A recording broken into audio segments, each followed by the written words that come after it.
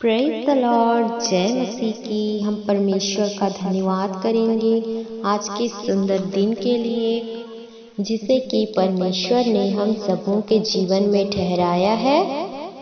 मेरे प्यारे मसीह भाइयों और बहनों, अगर आप नहीं जानते कि मसीहत में झूठ बोलने का क्या अंजाम है, तो आज इस वीडियो के माध्यम से मैं आप सबों को बताने वाली हूँ। परमेश्वर आप सभी को बहुतायत से आशीषित करेंगे। जैसा कि आप सबों को पता है, जब हम सांसारिक जीवन व्यतीत कर रहे थे, अर्थात जब हम मसीह यीशु को नहीं जानते थे, उस वक्त हम बहुत सी ऐसी चीजें करते थे जो कि पवित्र आत्मा हमें साफ साफ मना करते हैं, जैसे कि क्रोध करना, गाली करना, ईर्ष्या करना, जलन करना, झूठ कहना, चोरी करना इत्यादि।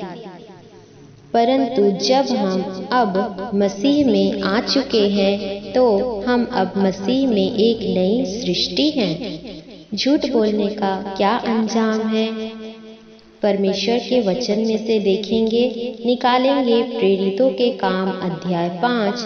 हनन्याह और सफीरा। हनन्याह नामक एक मनुष्य और उसकी पत्नी सफीरा ने कुछ भूमि बेची और उसके दाम में से कुछ रख छोड़ा, और यह बात उसकी पत्नी भी जानती थी। अर्थात जो हनन्याह नामक आदमी था, उसकी पत्नी थी सफीरा। उन दोनों ने कुछ भूमि अर्थात जमीन बेची थी, और उस बेची हुई जमीन के पैसों में से कुछ उन्होंने अपने पास रख लिया था। इस बात की जानकारी हनन्याह की पत्नी अर्थात सफीरा को भी थी। परंतु जब आप अगले आयत को पढ़ते हैं तो यहाँ कुछ इस प्रकार लिखा है, और उसका एक भाग लेकर प्रेरितों के पांवों के आगे रख दिया। पतरस ने कहा, हे हनन्याह, शैतान ने तेरे मन में यह बात क्यों डाली कि तू पवित्र आत्मा से झूठ बोले और भूमि के दाम में से कुछ रख छोड़े। प्रेरित पौलुस इस बात को जान गए कि हनन्याह ने कुछ हिस्सा जमीन का जो उसने बेचा था, कुछ पैसे रख लिए हैं। इसलिए परमेश्वर ने उसे अगुवाई की और उसने बोला कि हनन्याह से कि तुमने इस प्रकार से झूठ बोलकर आधे हिस्से रखकर बस कुछ हिस्सा हमारे पांवों पर डालकर पवित्र आत्मा से कैसे झूठ बोली, और भूमि के दाम में से तुमने कुछ हिस्सा अर्थात पैसे कैसे रख लिए। जब तक वह तेरे पास रही क्या तेरी न थी, और जब बिक गई तो क्या तेरे वश में थी। प्रेरित कहते हैं कि जब भूमि तेरे पास थी अर्थात हनन्याह के पास, तो वो तो तेरी ही थी, और जब बिक गई तो अब तेरे वश में वो जमीन नहीं है, ना ही उसके पैसे। तूने यह बात अपने मन में क्यों विचारी? तू मनुष्यों से नहीं परंतु परमेश्वर से झूठ बोला है।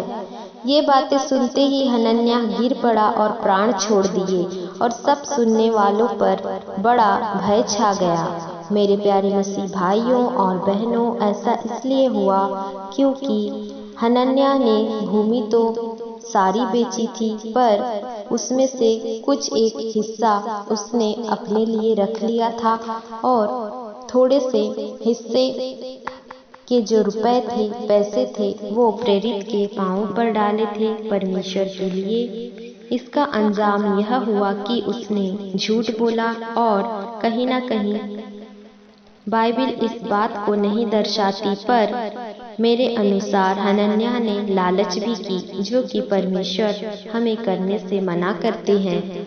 हनन्याह तो भूमि पर गिर पड़ा और उसने अपने प्राण तुरंत त्याग दिए।